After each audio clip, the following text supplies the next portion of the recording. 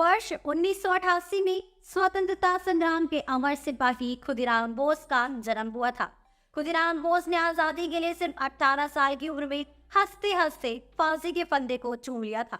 एक बार उन्होंने कहा था कि क्या गुलामी से बड़ी और भी कोई दूसरी बीमारी हो सकती है।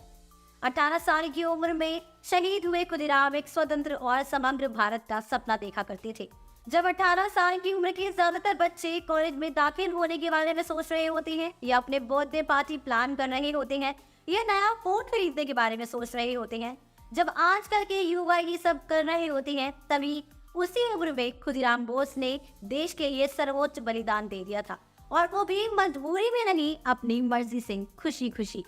उनका नाम खुदीराम क्यों पड़ा, इससे जुड़ा एक बहुत बड़ा दिलचस्प किस्सा है। उनके जन्म के बाद उनके माता पिता बेहद डरे हुए थे, और इसका कारण था कि वो खुदीराम बोस से पहले अपने 2 बेटों को बीमारी की वजह से छोटी उम्र में ही खो चुके थे।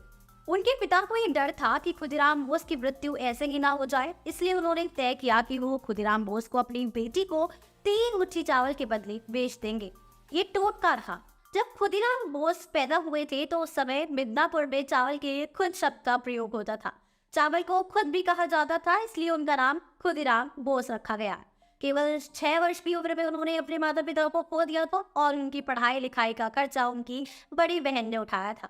जब खुदीराम 10वीं कक्षा में थे तब उन्होंने अंग्रेजी सरकार के खिलाफ एक क्रांतिकारी संगठन युगांतर पार्टी में शामिल होने का फैसला किया था। देश की आजादी के लिए अपनी पढ़ाई भी उन्होंने बीच में ही छोड़ दी थी। अंग्रेजी सरकार ने बंगाल विभाजन का फैसला किया, और इस फैसले के विरोध में बड़े पैमाने पर आंदोलन चल रहे थे, जिसके तहत विदेशी सामानों की होली जलाई जा रही थी। विदेशी सामानों का बहिष्कार किया जा रहा था। आजादी के बाद भले ही अखबारों की कलम नेताओं के आगे झुकने लगी, लेकिन इस जमाने में अखबार लोगों के मन में आग पैदा किया करते थे। खुदीराम और उनके कई साथी अंग्रेजी ऑफिसर्स से छुप कर मिला करते थे और ये पढ़ते थे कि आज अखबारों में उनके बारे में क्या लिखा है। उस समय बंगाल के महान दार्शनिक और खोज वंदे मातरम नाम के अखबार में विदेशी सामान की होली जलाने की खबरें प्रमुखता से छाप रहे थे। ये खबरें अंग्रेजों के खिलाफ लोगों को एकजुट करने का काम करती थी। लोगों को पढ़कर बड़ा मजा आता था और एकता की भावना उनमें पैदा होती थी। ऐसे ही आंदोलन के दौरान ब्रिटिश जज ने क्रांतिकारियों को लेकर एक लॉ बनाया था, और इस जज का नाम था डगलस।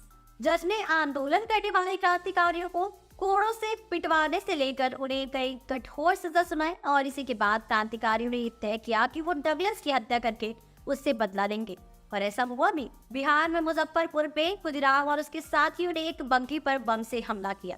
उन्हें लगा उन्होंने डगलस को मार दिया है, लेकिन बाद में पता चला कि उस बग्गी में डगलस की जगह ब्रिटेन के बैरिस्टर की पत्नी और बेटी बैठी हुई थी।